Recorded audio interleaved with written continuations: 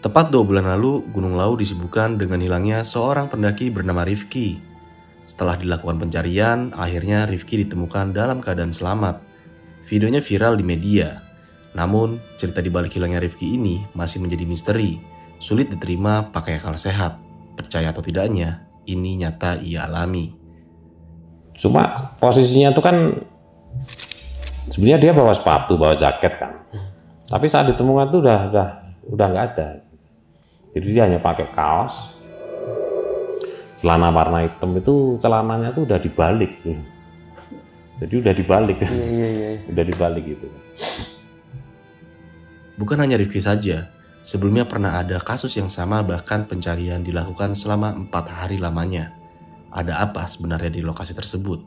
Semenyeramkan apa yang dirasakan mereka yang pernah alami tersesat di dalamnya? Itu kita tanyain tuh, kenapa bisa masuk ke situ kan gitu. Ya kalau statement dia, lo ngaku main kok mas, biasa main kok gitu. Diajak main? Jadi dia tuh banyak temennya katanya gitu.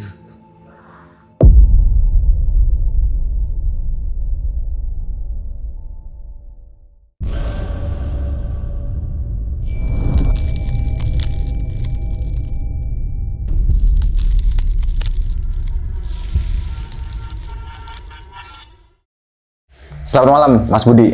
Malam. Sehat, Mas Budi? Sehat. Alhamdulillah. Kemarin sempat saya ngeliat postingan ya, Mas Budi sempat masuk rumah sakit ya. Iya. Tapi sekarang udah mendingan, Mas Budi ya? Udah teratasi lah. Udah teratasi ya. Nah, teman-teman, pada malam kali ini kita lagi berada di salah satu base camp yang ada di Gunung Lau nih. Dan thank you banget nih buat Mas Budi karena udah menerima kita nih. Siap. Dan tim juga untuk berbagi pengalaman sebuahnya tentunya nih Mas Budi ya. Untuk menceritakan sebuah pengalaman pencarian nih. Dan ini kejadian baru-baru ini Mas Budi ya? Iya, baru mungkin sebulan kemarin gitu. Pencarian seorang survivor yang sempat hilang dan diketemukan dengan keadaan yang alhamdulillah selamat. Masih diselamatkan ya. Nah Mas Budi, menurut pengakuan dari survivor ini kan sempat dia bilang bahwa saja dia ditemenin sama banyak temannya nih. Nah dalam tanda kutip temannya ini maksudnya teman yang nyata atau yang gaib Mas Budi? Ya teman yang gaib lah, yang tidak nyata gitu. Karena dia kan terpisah sendirian kan gitu. Terpisah sendirian dan ditemani sama makhluk. Iya, menurut pengakuan survivor ini kan bahasanya dia saat terpisah sampai tersesat itu kan pengakuannya banyak ditemani gitu. Ditemani. Nah, banyak temennya lah gitu. Nah, gitu. Dan pada malam kali ini juga ini spesial banget ya karena ini ada dokumentasi aslinya ya pas waktu Mas Budi ini sempat menemukan survivor dalam keadaan yang mungkin teman-teman semua nanti bisa lihat nih dan melihat keadaannya kayak gimana nih. Nah, namun sebelum kita masuk ke ceritanya, bagi teman-teman semua nih yang belum subscribe, silahkan di-subscribe terlebih dahulu. Like, comment, and share. Jangan lupa nyalakan loncengnya agar teman-teman semua nggak ketinggalan video terbaru dari besok pagi. Jangan lupa juga nih di-follow Instagram besok pagi karena di situ banyak banget informasi mengenai seputar trip pendakian, sewa rental outdoor. Atau bagi teman-teman yang mempunyai kisah horor bisa juga langsung DM aja ke Instagram besok pagi. Mau nggak mau, suka nggak suka, bahwa hal gaib itu ada di sekitar kita. Tanpa berlama-lama lagi, langsung aja kita masuk ke ceritanya.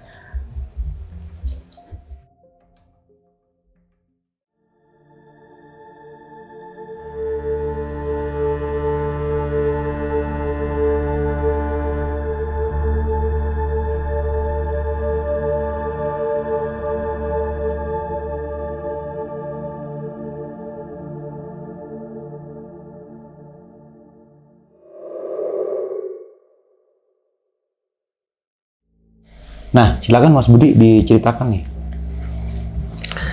Nah, ini kan banyak pendaki akhir-akhir ini ya. Banyak pendaki yang tujuannya tuh hanya ke tektok ke kawah kan. Oh, oke. Bukan hanya weekend ya, kalau sekarang tuh weekday aja banyak tuh pendaki yang ke kawah itu kan. Mungkin karena jumlah pendaki ke kawah itu ya banyak, otomatis dalam hal resiko tentunya ada lah ya. Ya hampir tiap minggu tuh kita melakukan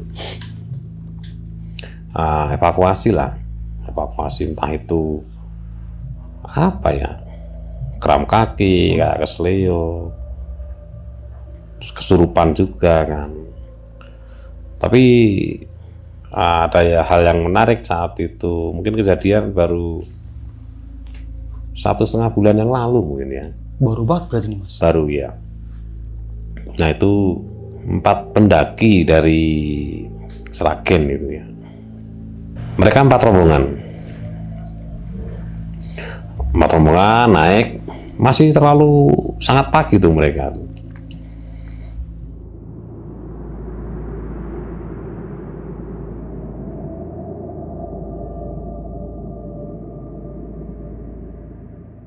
Turun siang itu sekitar jam 12 lah, hanya bertiga gitu loh. Hanya bertiga, padahal mereka kan 4. Ketiga pendaki ini akhirnya melapor ke posko kan. Jadi mereka menceritakan bahwasannya satu rekannya terpisah begitu kan. Tapi setelah ditunggu beberapa saat kok belum muncul gitu. Akhirnya ketiga rekannya tak panggil. Sini dulu Dik. Kita ngobrol-ngobrol dulu kan. Saat itu tak ajak ke pos base camp kan. Terus aku ajak ngobrol lah. Tadi gimana kronologisnya kan gitu. Ya saat melakukan pendakian itu dari awal tuh udah mungkin udah agak ada masalah ya, karena satu pendaki ini kehilangan HP, handphone kan gitu. Tapi nggak tahu jatuh di jalan atau gimana, mungkin menjadikan sebuah pemikiran yang, apalagi handphone kan ibaratkan nyawa kan sekarang kan. Awal pendakian tuh nggak terjadi apa-apa. Naik, mereka sampai kawah, foto-foto kan biasalah, foto-foto. Nah pada saat turun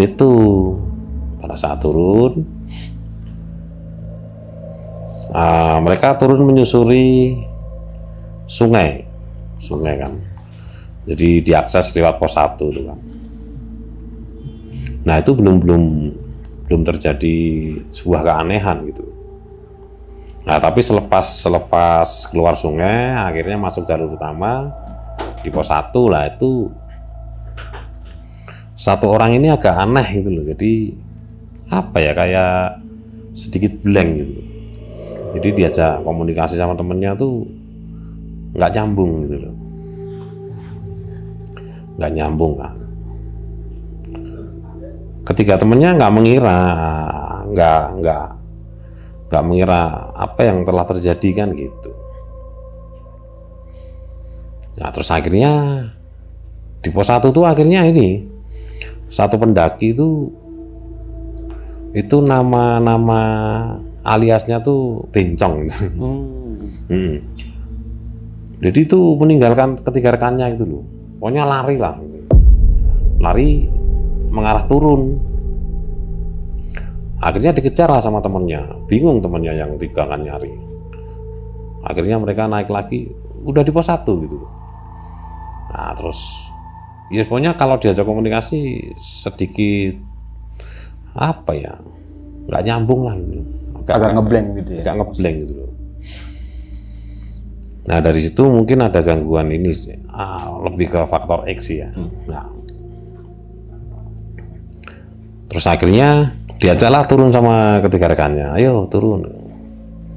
Nah baru berapa meter dari pos 1 tuh tiba-tiba lari gitu loh.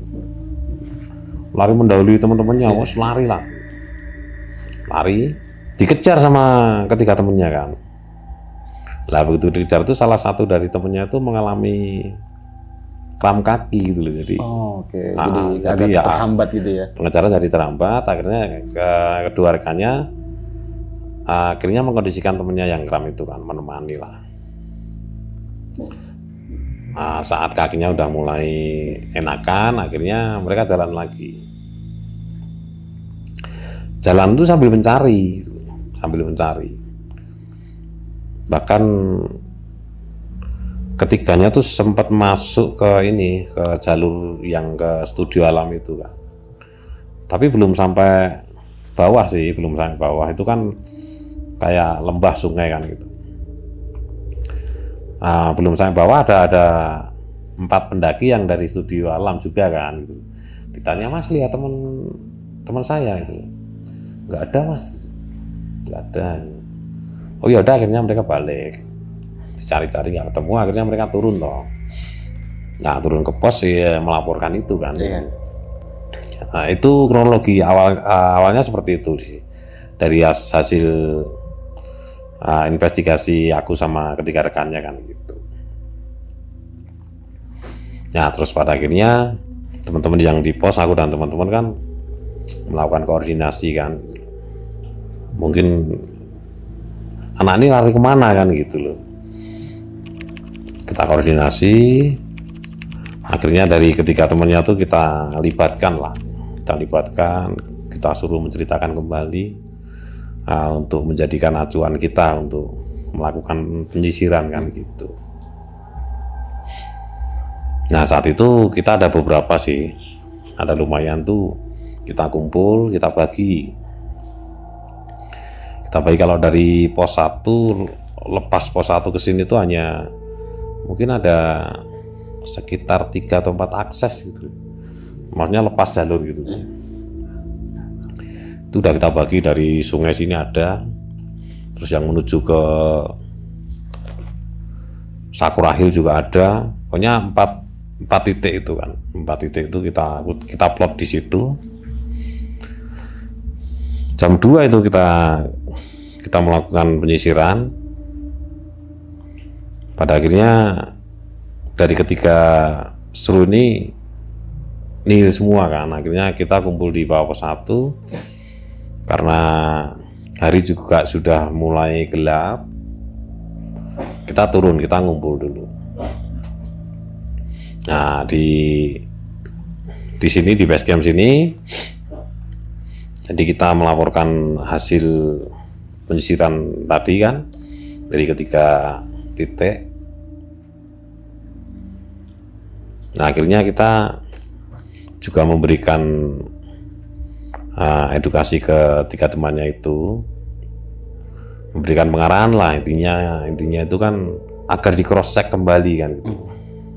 Di cross check, semisal ditanyakan ke pihak keluarganya kembali, atau di circle-nya, lingkungannya gitu, orang-orang terdekatnya gitu kan. Siapa tahu pendaki ini kan bisa saja mungkin dia nyelonong turun terus tiba-tiba pulang sendiri kan, bisa saja kan gitu. Nah, itu juga buat acuan. Akhirnya setelah di cross check oleh teman-temannya ternyata juga nihil kan gitu. Nah kita mulai koordinasi kembali bagaimana untuk langkah ke depannya. Nah pada saat itu mungkin udah mendekati lepas maghrib lah, udah mendekati isya itu kan. Nah itu ada pendaki yang turun. Ada pendaki yang turun di pos ini tuh, dia ngomong pendaki itu, Mas, kita tadi mendengar suara orang minta tolong gitu. Nah itu, oke, kita terima masukannya kan. Nah akhirnya di daerah mana kita tanya kan. Oh di sini Mas, ini ya. Kalau kita udah paham lah, oh arahnya ke sini kan gitu. Terus ada lagi pendaki teman sendiri sih, mungkin dari Ranger Gunung Gede kan, si Mada itu kan. Dia juga pas bawa tamu, dia di pos juga cerita, bro tadi aku lihat dengar suara ini minta tolong gitu. Lah Mada tuh sempat mencari arah sumber suara itu gitu loh. Mencari, cuma suaranya tuh kayak semakin menjauh gitu. Berhubung hari udah gelap, dia juga posisi bawa tamu kan, dia nggak mungkin akan meneruskan untuk mencari, akhirnya turun kan. Dia ngobrol-ngobrol sama aku, pokoknya di arah sana gitu. Ya udah, kita udah tahu sih arah sumber suara yang diceritakan oleh beberapa pendaki tadi kan. Nah, akhirnya dilakukanlah pengejaran kan gitu. Pengejaran saat itu ada 6 personil yang menuju ke sumber suara itu, ke koordinat itu kan, sama 1 tim lagi kita arahkan dari sungai kan gitu. Terus ada 1 personil yang kita suruh mantau di daerah atas ini kan. Yang dari ke-6 personil itu mencari ke arah sumber suara gitu. Cuma kadang hilang gitu loh. Jadi ketika minta agar direspon gitu, suaranya malah menghilang. Dia nggak teriak lagi. Terus ditunggu gitu, dia teriak lagi, tolong, minta tolong lah gitu. Minta tolong karena mungkin di situ itu kan karena kayak lembah ya, kayak sungai kan. Jadi suara itu bisa saja terpantul kan gitu, dari beberapa tebing kan. Jadi kita sulit memastikan arah suara itu kan gitu. Akhirnya dari 6 itu meminta untuk merespon gitu. Tapi nggak ini. Kadang kalau disuruh itu diem, nggak kedengeran suaranya. Tiba-tiba terdengar lagi tolong gitu. Akhirnya dicarilah itu. Dicari sumber suara itu kan. Nah itu udah terlepas jalur itu, udah melenceng jauh gitu. Melenceng jauh itu. Itu sungai dan posisinya udah kayaknya arah sumber suaranya lebih di timur sungai kan gitu. Itu aja masih ada kayak 1 punggungan gitu kan. Nah, karena daerah situ juga jarang dimasukin manusia kan. Jadi ininya semaknya agak ini sih. Agak rapat juga, kayak tumbuhan pakis dan kayak ini dancuan tuh yang bikin gatel, nah, jelatang itu. Nah, akhirnya terus diterabas jadi 1 punggungan gitu. Terus ada tempat agak rata-rata gitu. Si survivor itu suaranya mulai mendekat gitu loh. Semakin mendekat, semakin responnya semakin ini ya, semakin sumber suaranya semakin dekat. Nah, akhirnya ke-6 ini tadi kan terus mencari, akhirnya semakin dekat, akhirnya ditemukan itu kondisi udah duduk itu. Cuma posisinya itu kan sebenarnya dia bawa sepatu, bawa jaket kan. Tapi saat ditemukan itu udah nggak ada. Jadi dia hanya pakai kaos, celana warna hitam itu celananya tuh udah dibalik tuh. Jadi udah dibalik. Iya. Udah dibalik gitu. Terus tangan ini dimasukkan di kaos gini karena mungkin saat itu udah mulai kedinginan kan gitu loh. Yaudah saat kita temukan kondisinya seperti itu. Cuma saya nggak bisa membayangkan kalau malam itu nggak ketemu, mungkin akan lain ceritanya untuk besoknya ya. Padahal kita udah berencana kalau malam ini kita break, kita koordinasi untuk langkah besok kan gitu. Besok kalau belum ketemu akan kita buka operasi SAR kan gitu. Tapi ya ada rencana kayak gitu. Udah ada plan seperti itu cuma. Tapi alhamdulillah malam itu berhasil ditemukan, kita temukan kan gitu loh. Dengan kondisi pun selamat lah gitu. Cuma ya itu jaket sama sepatu tuh udah nggak kepake, udah dibuang gitu. Udah dibuang. Terus kita evakuasi, kita juga ngirim satu personil untuk ngirim ini logistik nasi bungkus lah buat survivor ini kan gitu. Udah kita bawa turun, terus nyampe di base camp sini tuh kayaknya juga masih ngeblank gitu loh. Jadi kita ajak komunikasi, kita ajak bicara gitu tuh, omongannya itu pembicaraannya masih kayak apa ya, kayak ngawur gitu loh. Itu kita tanyain tuh, kenapa bisa masuk ke situ kan gitu. Ya kalau statement dia, lo ngaku main kok mas, diajak main kok gitu loh. Diajak main? Jadi dia tuh banyak temennya katanya gitu. Banyak temennya, iya. Aku tadi tuh banyak teman mas gitu, banyak teman. Terus kamu mau kemana? Aku tuh ini mau nyari warung, mau nyari makan gitu loh, katanya. Bilangnya kan seperti itu. Jadi ya obrolannya masih seperti itulah.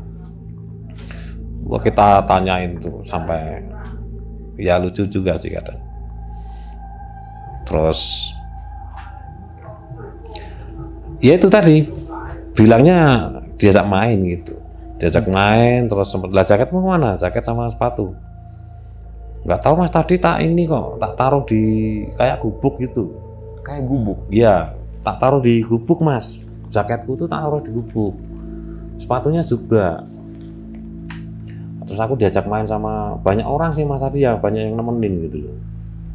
Terus aku juga sempat tertidur tadi. Lah saat aku tertidur itu, saat bangun itu udah hilang semua, tinggal satu orang gitu. Satu orang yang Farel yang nemenin kan gitu. Farel itu siapa? Tak tanyain Farel itu siapa? Farel itu temanku gitu loh. Terus aku cross check ke ketiga temennya, ada temen yang namanya Farel. Iya mas, ada teman satu desa katanya gitu. Terus tak tanya, lah Farel ini masih hidup atau udah meninggal? Masih hidup mas. Wah nggak tahu, kalau seperti itu mungkin apa ya, seperti nek wong Jawa tuh membo-membo mungkin ya, seperti itu. Membo-membo itu apa? Membo-membo itu kayak, jadi gaib itu menyamar sebagai Farel, kan gitu. Seperti itulah. Terus ya semuanya masih agak blank gitu. Jadi kebetulan aku juga masih nyimpen kok videonya waktu saat ditemukan sama saat dia ngobrol, kita ajak ngobrol itu kan. Nah itu juga pihak keluarganya udah kita hubungin kan gitu. Udah dikontak langsung. Udah dikontak langsung. Ada beberapa keluarga yang kesini sih ya, kesini untuk ya akhirnya dijemput lah mereka, dijemput sama pihak keluarga lah gitu. Cuma saat masih di sini ya seperti itu, masih kayaknya masih belum normal gitu loh. Jadi masih kayak bingung, kayak blank gitu. Jadi ditanyain, ya intinya seperti itulah. Menurut teman-temannya itu emang selama menyusur sungai, lepas dari sungai itu ya kayak orang ini, kayak orang kesurupan gitu loh. Nah, seperti itu. Makanya dia lari itu ya? Iya, dia lari memisah dari rombongan itu. Dia lari sendiri, dikejar. Awalnya ketemu, terus diajak turun lagi, sempat mau ini sih, mau belasak lah. Cuma dipegang temennya. Nah, terus tiba-tiba lepas itu, lari itu. Nah itu juga pihak keluarganya udah kita hubungin kan gitu. Udah dikontak langsung. Udah dikontak langsung. Ada beberapa keluarga yang kesini sih ya, kesini untuk ya akhirnya dijemput lah mereka, dijemput sama pihak keluarga lah gitu. Cuma saat masih di sini ya seperti itu, masih kayaknya masih belum normal gitu loh. Jadi masih kayak bingung, kayak blank gitu. Jadi ditanyain, ya intinya seperti itulah. Menurut teman-temannya itu emang selama menyusur sungai, lepas dari sungai itu ya kayak orang ini, kayak orang kesurupan gitu loh. Nah, seperti itu. Makanya dia lari itu ya, Mas? Iya, dia lari memisah dari dari rombongan itu. Dia lari sendiri, dikejar. Awalnya ketemu, terus diajak turun lagi, sempat mau ini sih, mau belasak lah, cuma dipegang temennya. Nah, terus tiba-tiba lepas itu lari sampai teman-temannya yang ketiga kan mengalami kram, akhirnya nggak bisa nyusul. Nah, seperti itu. Ya itu tadi, jaket, sepatu tuh udah berarti nggak ketemu sampai sekarang? Nggak ketemu. Ya kita juga nggak nyari kan. Yang penting survivor ini selamat lah. Ya selamat lah. Ya, intinya itu. Intinya seperti itu. Cuma aku juga nggak habis pikir kok bisa sampai lepas ke situ ya. Padahal itu melenceng jauh dari jalur sih ya. Jadi kalau dari arah atas mau turun tuh dia ngambil ke arah kiri ya. Kiri itu kan sungai. Sungai itu dia nyebrang sungai harus masih naik satu punggungan lagi gitu kan. Melencengnya jauh berarti, Mas? Jauh, lumayan jauh itu. Dan aku udah ada sedikit kecurigaan sih ya, karena dulu pernah ada kasus yang sama terjadi gitu. Dan ketemunya juga di area itu kan gitu. Di area yang sama. Di area yang ya mungkin area situlah. Gitu. Tapi area itu termasuk jalur pendakian bukan sih, Mas? Beda bukan, itu udah keluar itu, udah keluar jalur jauh gitu. Dan situ nggak ada kehidupan berarti? Kayak desa atau segala macam gitu. Paling kehidupan satwanya, hanya satwa di situ ya. Nah tadi kan ada sempat survivor ini sempat bicara ya atau mengasih keterangan bahwa saja jaket dan tasnya, jaket dan sepatunya ini ditinggalin di gubuk. Di gubuk ya. Nah menurut Mas Budi sendiri ini gubuknya di sebelah mana nih? Tahu nggak emang? Ya, emang di situ ada gubuk gitu, Mas, maksudnya? Kalau secara ininya nggak ada sih gubuk ya. Mungkin ada sih kayak bangunan pos 1 gitu kan. Dan itu kalau di pos 1 nggak mungkin, pasti kalau di pos 1 kan pasti ditemukan sama pendaki yang lain ya. Ya, ditemukan pendaki lain atau mungkin kita temukan kan gitu. Tapi nggak ada di pos 1. Nggak ada. Dia lepas itu mungkin tanpa dia sadari dia melakukan itu kan, karena dia udah dipengaruhi oleh ya itu tadi faktor X tadi kan gitu. Nah, dan menurut ceritanya dia kan juga katanya dia nggak sendiri gitu loh. Iya, meskipun meskipun secara logika itu dia terlepas sendiri kan. Iya. Tapi kalau menurut versi dia, statement dia banyak temen saat-saat. Nah tapi dari survivor ini sempat bilang banyak temannya, ini sempat cerita nggak sih tentang detail temannya ini siapa aja selain si Farel yang disebutin itu? Enggak. Jadi dia enggak gitu. Enggak. Jadi yang dia kenal hanya Farel itu. Hanya Farel itu. Jadi kalau yang lainnya dia enggak sih. Tapi dia berpikir bahasanya di situ banyak. Iya, banyak orang gitu lah. Banyak orang jalan bareng sampai istirahat, jalan lagi sampai dia ketiduran. Nah, Mas Budi, mohon maaf nih, saat pertama kali survivor ini diketemukan itu keadaannya kayak gimana tuh, Mas? Atau hipo kah atau udah nggak sadar? Ya kalau mungkin kalau segera nggak ditemukan pasti larinya ke hipotermia itu, karena kondisinya tuh juga udah kedinginan gitu loh. Saat ditemukan tuh jaket udah nggak ada. Iya.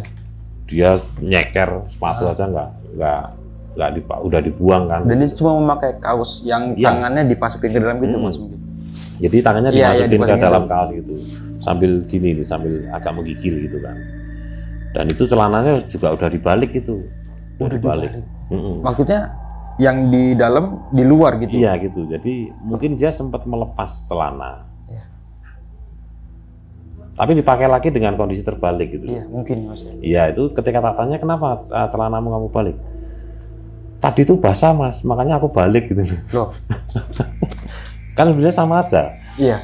Basah harus dibalik, itu keterangan dia seperti itu kan. Dan alhamdulillahnya sempat langsung diketemukan nih Mas. Iya, Salut sama iya. anak-anak base camp juga. Iya, kan. itu kalau udah Tindak lain cepat kayak gitu. lain hari mungkin akan lain ceritanya. Karena mungkin kalau menurut dari Mas saya sendiri ya tadi sempat mendengar cerita ini telat sedikit aja mungkin ini udah gejala ini Mas. Ya udah masuk ke hipotermia itu kan juga ada tingkatannya. Mungkin ini gejala yang pertama nih ya. Ya itu baru masuk gejala pertama. Jadi masih bisa inilah Maaf. dengan cara ya diketemukan langsung gitu. Ya untung saat itu langsung kita temukan. Meskipun kondisinya sudah kedinginan, cuma belum masuk ke Belum stabil banget. tahap ini. yang akut lah. Nah, Mas, survivor ini kan melakukan pendakian camp atau tektok nih kalau boleh tahu. Tektok itu cuma ke kawah kan itu. Tektok cuma ke kawah. ke kawah. Nah, kalau boleh tahu, Mas Budi, saya kan belum pernah ke sini nih ya.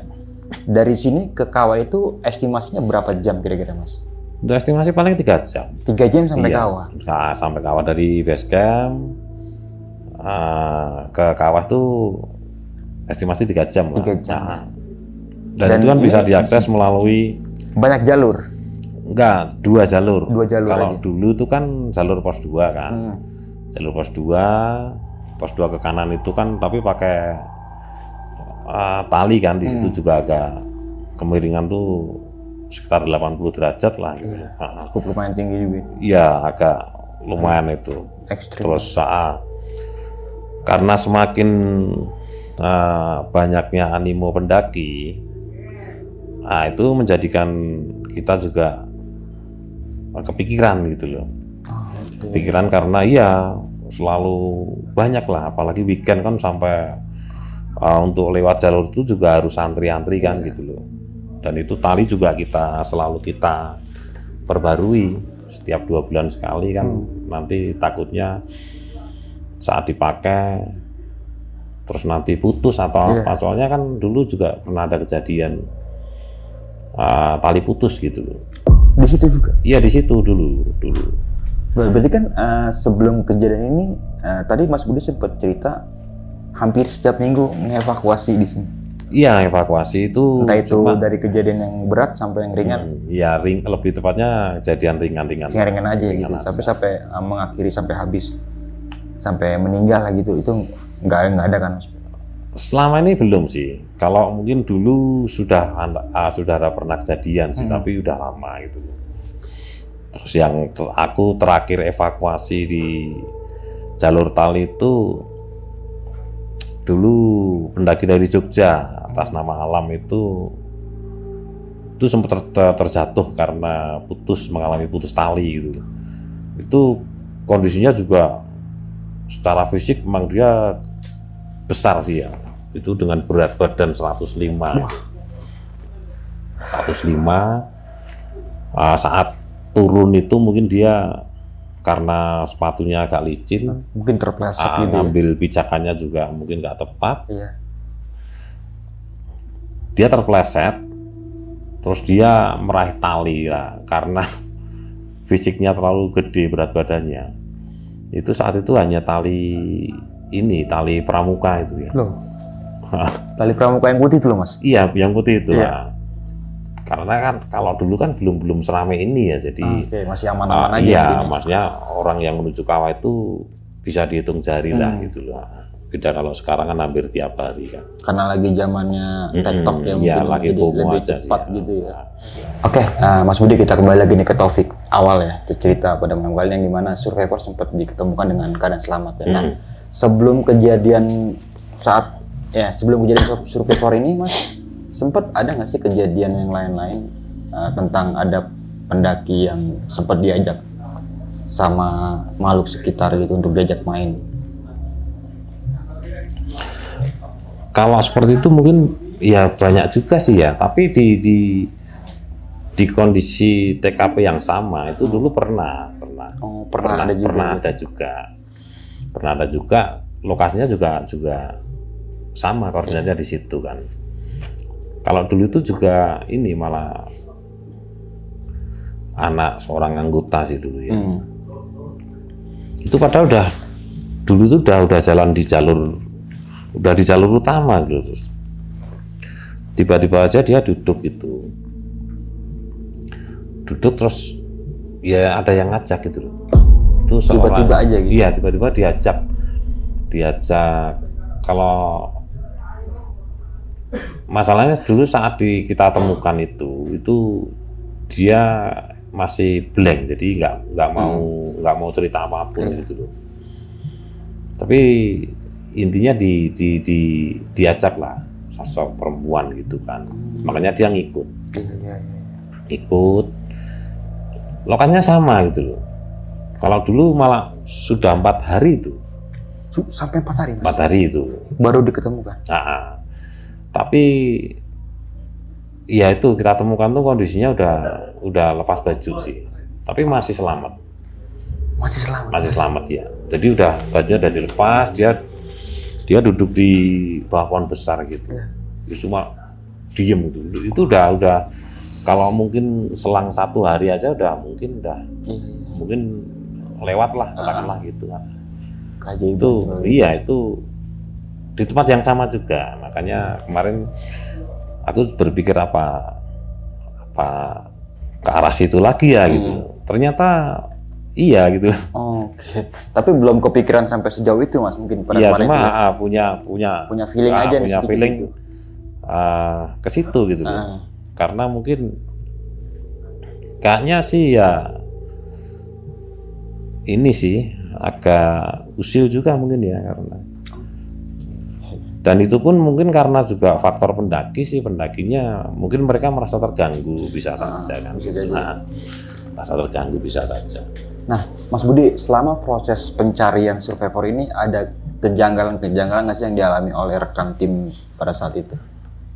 Enggak sih, karena itu durasinya juga enggak berhari-hari gitu loh. Jadi cuma sehari aja itu. Jadi sehari aja langsung. Jadi kan terlepas itu kan siang kan. Terlepas dari teman-temannya kan siang. Jadi mereka teman-temannya yang ketiga itu turun aja jam 12 mereka udah nyampe sini kok. Gitu loh. Iya. Mungkin awalnya mereka takut mau melapor itu kan. Mereka mau lebih ini nunggu dulu lah, nunggu di aula atas itu kan kok. Mereka sempat nunggu sebentar terus lapor, mereka kembali ke aula. Akhirnya aku diberitahu sama petugas ininya kan, pengelolanya kan. Terus aku samperin itu di aula. Itu temennya yang satu belum turun tadi, iya Mas. Ya udah aku aja ke pos kan buat untuk tanya-tanya ya. Ya aku tanya-tanya. Tadi ya gimana kronologinya kan gitu-gitu lah. Menanggapi kejadian ini Mas, sama pendaki yang sekarang lagi booming ya, atau lagi terkenal atau keren-kerennya nih tentang pendakian TikTok atau FOMO lah Mas. Menurut Mas Budi ada antisipasi lain nggak nih dari base camp ini sendiri supaya nggak ada kejadian yang seperti ini lagi loh Mas? Ya gimana ya, mungkin karena saat sekarang tuh karena apa ya, mungkin baru ramai di sosial media. Akhirnya ya hanya itu tadi, maka dibilang pendaki FOMO kan. Tapi kita juga apa ya, kita juga berpikir juga sih, karena pendaki-pendaki seperti itu kan mungkin tidak mempersiapkan manajemen lah dalam segala sesuatunya gitu. Jadi kadang mereka juga asal-asalan gitu. Nah itu kadang yang bikin kita kepikiran juga kan. Paling tidak kita terus selalu mengedukasi kan. Semisal saat mereka melakukan registrasi kan gitu. Ya oke lah, kadang kita kasih sedikit edukasi lah tentang apa ya, mungkin ya karena tujuan mereka juga hanya ke kawah gitu loh. Meskipun kadang mereka izin ke kawah, tapi nanti larinya ke puncak juga gitu. Jadi susah juga kan. Jadi kalau kayak gitu jadi dari pendaki sendiri Mas berarti ya? Iya, dari kembali ke pendakinya sendiri kan gitu loh. Saat awal-awal dulu seperti itu. Jadi saat mereka izin ke kawah. Pada akhirnya mereka lepas itu sampai tujuannya puncak juga kan, dan dua-duanya diambil gitu loh. Mungkin dia ke kawah dulu, nah, terus kawah selesai, dia lanjut ke puncak gitu. Puncak, bahkan harusnya dia mungkin sore udah turun, tapi karena mungkin estimasinya nggak dapat, akhirnya turunnya besok gitu. Loh, kita semakin kepikiran lagi kan gitu. Iya. Wah, karena ini, kan di awal di daftar ini kan di registrasi dia cuma ke tektok aja ke kawah gitu ya. Gitu loh. Ya nggak mungkin sampai 2 hari gitu. Terus ada yang tujuannya ke kawah, tapi dia lanjut, dia mau ngambil summit dulu, ngambil puncak dulu. Mungkin karena udah terlalu, wah ini kayaknya nggak dapet ini kan. Akhirnya sampai pos 4 mereka memutuskan balik karena mungkin mereka juga dalam hal manajemen perlengkapan kan juga sangat minim kan gitu. Mungkin headlamp center aja nggak bawa kan gitu. Akhirnya mereka mungkin sadar, wah kalau nanti kemalaman gimana kan. Akhirnya turun sampai pos 2 mau ke kawah juga udah nanggung gitu. Posnya udah hampir gelap, jadi mana dua-duanya nggak dapat kan gitu. Iya. Karena kurang manajemen waktu aja berarti ya. Betul, iya. Tapi dari base camp sendiri nih Mas Budi, sempat ada batas-batasan waktu nggak sih? Lah, untuk kira kita mau ke kawah itu batas waktunya gimana? Dan setelah dari beberapa kejadian kan, setelah kita evaluasi kan, akhirnya kita buat peraturan lah, kebijakan itu, jadi ketentuan lah. Semisal tektok puncak itu kita buka jam 3 dini hari. Ya, jam 3 dini hari, jam 8 udah off gitu loh. Udah nggak ada lagi tuh. Udah meskipun ada tapi kita nggak toleransi lah, nggak bisa gitu. Karena kita mikirnya bukan apa ya, lebih ke keselamatan mereka gitu loh. Seperti itu. Kalau kawah itu kita buka jam 5 pagi. Nah itu jam 5 pagi, terus kita tutup jam 1 siang. Gitu loh. Berarti ada batas waktunya gitu. Ada batas waktunya. Nah, beda kalau camp ya. Pendaki yang santai lah, pendaki camp itu bebas. Enggak, jam 5 sore gitu baru kita off. Terakhir jam 5 sore. Maksimal jam 5. Berarti nggak ada pendakian malam tuh Mas, nggak boleh? Enggak, kita enggak membolehkan untuk pendakian malam gitu. Meskipun pendaki yang camp tuh kalau registrasi jam 5 itu juga kena malam sebetulnya. Tapi kan batas registrasinya jam 5 itu kan. Nah, tadi kan survivor juga sempat bilang bahwa saja dia ditemenin banyak temannya. Mungkin nggak sih Mas, kejadian yang seperti ini tuh ada kaitannya sama gejala hipotermia yang hasilnya kita bisa halusinasi seperti itu? Ya, mungkin apa ya? Bisa juga sih dikaitkan kan gitu. Karena kayak baru gejala-gejala hipotermia itu dengan apa ya, dengan kayak kesurupan tuh susah dibedakan sih. Emang hampir 11-12 gitu ya mungkin. Tapi kalau itu sih lebih ke, ya kalau menurutku dari setelah kita korek keterangannya itu memang lebih kuat di faktor X-nya sih ya. Lebih kuat di faktor X, meskipun dia kan terlepas sendiri itu sebenarnya. Meskipun dia bilang banyak temen kan gitu. Banyak temen itu kan karena yaitu tadi faktor X tadi kan. X berarti ya. Meskipun dia udah mendekati gejala-gejala hipotermia juga kan gitu. Kalau itu mungkin saat itu malam itu kita temukan, kita juga nggak bisa membayangkan.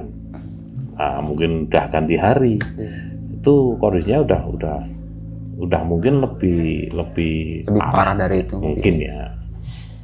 Itu karena aja dalam sih. Keadaan yang memakai cuma kaos oblong dan celana Iya, panjang di dalam hutan kayak gitu, Itu kan sempat ngantongin uang juga kan. Oh, Nah, terus makanya setelah di sini kita tanya tuh udah kantongannya kan udah di dalam itu kan, celananya udah kebalik gitu. Tapi masih ada uang berapa ya? 7.000 atau berapa itu loh. Berarti yang lain kan hilang berarti kan. Saat dia mungkin melepas celananya. Nah, gitu. Karena mungkin ditanya juga karena memang masih dalam keadaan yang masih belum stabil mungkin. Ya, cuma aku tuh saat itu lebih mengkhawatirkan karena area di situ tuh konturnya banyak jurang gitu loh. Sedangkan dia kan surfboard ini nggak bawa perlengkapan apa-apa, senter aja nggak bawa gitu loh. Jadi hanya jaket, dia pakai sepatu, tas aja nggak bawa kan gitu loh. Terus saat jaket sama sepatunya aja udah dibuang kan. Cuma aku berpikirnya gini, kalau malam ini dia pergerakan, wah, bahaya ini kalau sampai. Iya, soalnya area situ kan banyak blank kan gitu. Makanya ketika ada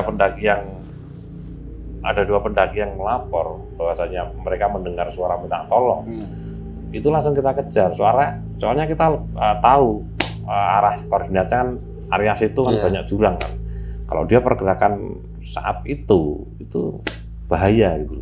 Nah, berarti kan survivor ini sempat minta teriak tolong gitu ya Mas.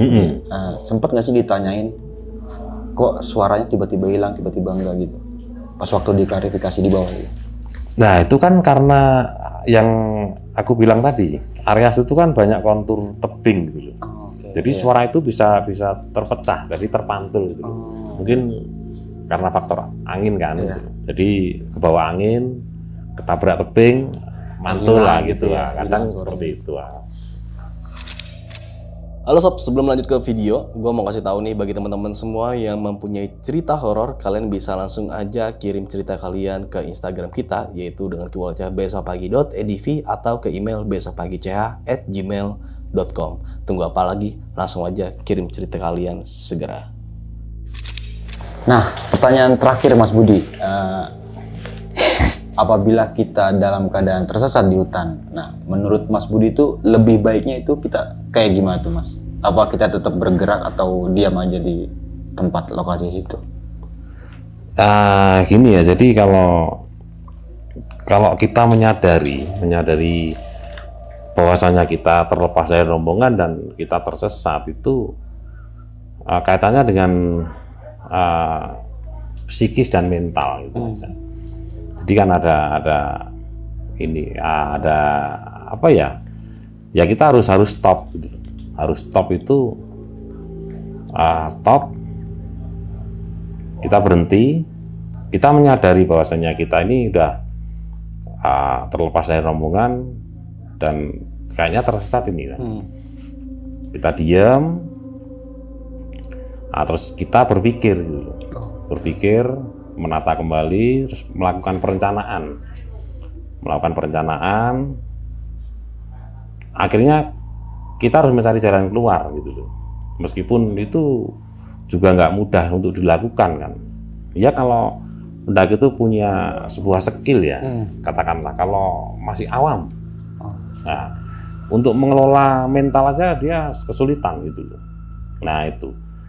Terus mulai berpikir, melakukan perencanaan, terus mengambil langkah untuk keluar dari zona itu gitu loh. Dari zona itulah kaitannya dengan skill. Ya semisal kalau segera ditemukan, kalau sampai berhari-hari, terus dia nggak bisa bertahan hidup, dia nggak bisa survive lah. Untuk mencari air saja nggak bisa, atau mencari apa yang makan. Nah gitu akan cepat lewat kan gitu. Akan cepat lewat berarti. Iya. Bukan cepat diketemukan gitu. Bukan cepat. Bisa sih, dalam arti kalau menyadari bahwa tersesat, dia berpikir kalau mungkin udah melebihi dari batas waktu 1 kali 24 jam atau mungkin 2 hari. Kalau dia menyadari, pasti nanti akan ada tim yang akan mencari kan gitu. Nah itu aja sih. Ya segera mungkin selama dia masih aktif selalu bergerak lah, mencari jalan keluar dari zona itu paling tidak harus memberikan tanda gitu, marker lah. Dia bisa menyobek kaos untuk diikat di ranting-ranting pohon, di ranting-ranting gitu, atau matain ranting gitu kan, itu akan lebih mudah tim pencari untuk cepat menemukan kan gitu. Mas Budi kan sering banget nih ya nyari survivor yang hilang di hutan ya. Nah dari Mas Budi sendiri sering atau pernah nggak sih ngalamin kejadian yang sama nih? Atau mungkin tersesat gitu Mas? Ya pernah juga sih. Pernah juga. Apalagi tersesat di hati kan. Berarti tersesatnya beda nih ya, bukan di hutan ya? Pernah aku mengalami beberapa kali sih ya. Saat itu dulu, saat aku tahun 90-an naik Arjuna itu mungkin masih belum ini kan. Jadi sempat tersesat kurang lebih 3-4 jam itu. 3-4 jam itu dulu berarti Mas ya? Iya, dan ya itu harus segera menyadari bahwasanya ini kayaknya kok lepas dari jalur ini ya. Jadi mulai berhenti, duduk, sebat dulu rokokan, berpikir, terus berpikir tadi kira-kira mana ya jalur yang salah gitu. Kembali ke titik awal aku. Di situ ternyata ada sebuah percabangan, ya itu tadi. Berarti intinya kayak ketika kita tersesat, tenang aja dulu gitu Mas. Tenang, tapi untuk mengelola itu nggak mudah, ya? Nggak mudah. Harus belajar gitu. Nah, Mas Budi, dari cerita survivor pada malam kali ini kan berarti survivor yang memisahkan diri dari rombongannya, bukan ditinggal sama teman rombongannya. Bukan. Berarti terbalik nih ya. Dia yang meninggalkan. Dia yang meninggalkan rekannya ya. Iya. Karena mungkin awalnya kejadian faktor X nih yang di awal tadi sempat cerita juga, sebelum dia ke kawah dia sempat kena musibah, yaitu kehilangan handphone. Mungkin kehilangan handphone waktu dalam perjalanan ke sini gitu. Mungkin karena kepikiran mungkin jadi tersuges yang hal-hal negatif gitu, terbawa. Oke, akhirnya kejadian yang nggak dienakin kayak gini, dan untungnya nih dari teman-teman dari AGL sini kan langsung cepat bertindak nih ya Mas Budi ya.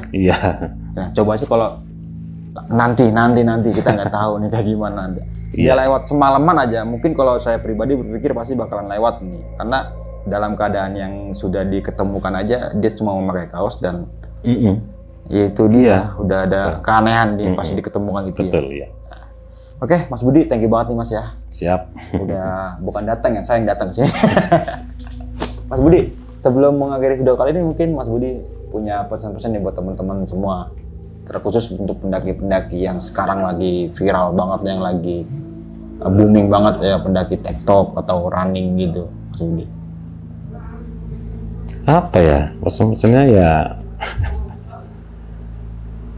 Ya mungkin lebih ke ini aja ya, ke manajemen aja sih ya. Manajemen tentang sebuah manajemen aja ya. Kadang ya pendaki zaman sekarang sih dalam hal manajemen masih kurang lah gitu.